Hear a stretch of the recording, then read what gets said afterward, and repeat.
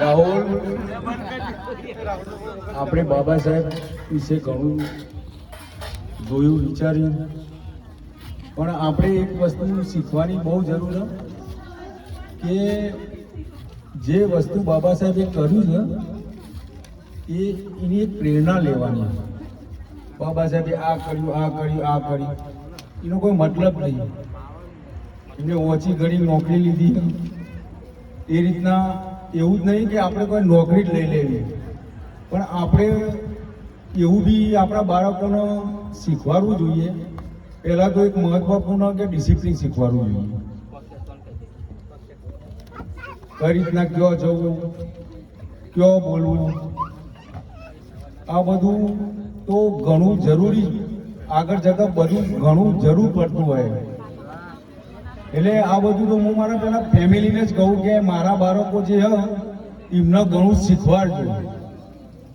કેમ કે ઘરમાં જે રીતના વર્તન થતું હોય ને એ પ્રમાણે ઘર નહીં પણ આગળ જતાં એમને ઘણું આગળ જઈને બીજી જગ્યાએ બધું ફોલો કરવાનું હોય. એટલે એવું નહીં કે આપણે આ ભણવાનું શીખવાડીએ, નિયમમાં રહેવું, હરવું ફરવું, કઈ જગ્યાએ શું બોલવું, આ બધું શીખવું જરૂરી છે.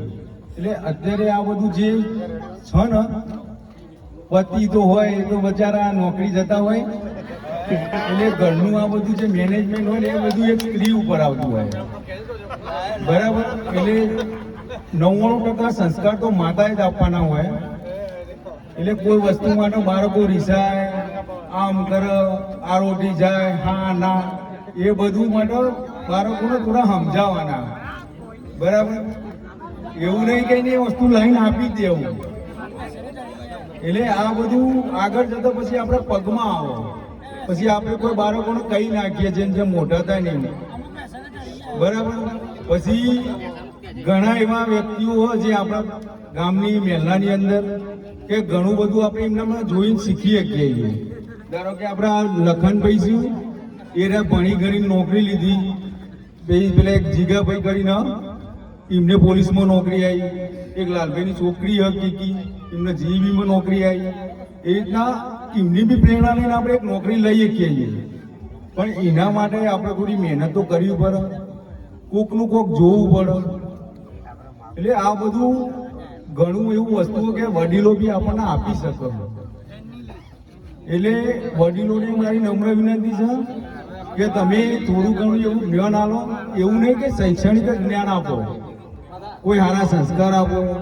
કોઈ સ્પોર્ટ વાળા હોય તો સ્પોર્ટનું સવારે વહેલા ઉઠીને હું કરવું, હું નહીં, ક્રિકેટ રમવી, આ બધું સમજાવવું જરૂરી છે બાળકોને. એવું નહીં કે ભાઈ શિક્ષક જ બનવું. કોઈ સ્પોર્ટમેન તો પેદા કરો, કોઈ આર્મીમાં જવા વાળો તો પેદા કરો. એટલે ઘણી બધી નોકરીઓ, એવું નહીં કે ભાઈ બધી ખુરશીવાળી નોકરી મળે. એટલે અમુક અમુક વસ્તુ એવી છે કે આપણે કોઈકનામાં જોઈને આપણે શીખીએ છીએ.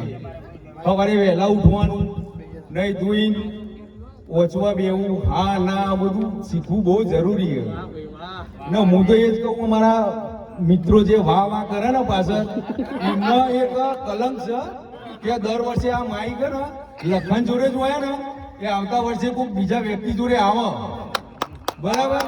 એવું નહીં મારા ભાઈનું હું માઈક છીનવી લેતો, પણ હું આના એમને કહું કે ભાઈ આ માઈક ગયા આવતા વર્ષે કોઈ પપ્પુના હાથમાં આવે, તો કોઈ હાર્દિકના હાથમાં આવે, તો આકાશના હાથમાં આવે, તો પવનના હાથમાં આવે, પણ આ માઈકના પકડીને બોલવાની તાકાત તો આપણામાં પેદા કરો ભાઈ.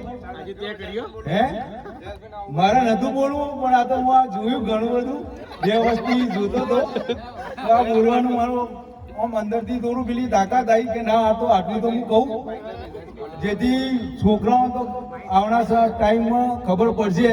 પણ જે આ પુખ્ત વયના છે, મોટા મોટા છે, એમને તો અત્યારે ખબર પડે. મેં ઘણા બધા મિત્રોને કહ્યું, મેં કહ્યું આવું ભાઈ કરો, પણ કોઈ એવું નહીં હિંમત કરી શકતો કે ભાઈ આ રીતના હું માઇક લઈને બોલ્યું, બરાબર. જય ભીમ, નમો બુદ્ધાય. ખૂબ સરસ હાર્દિકભાઈ.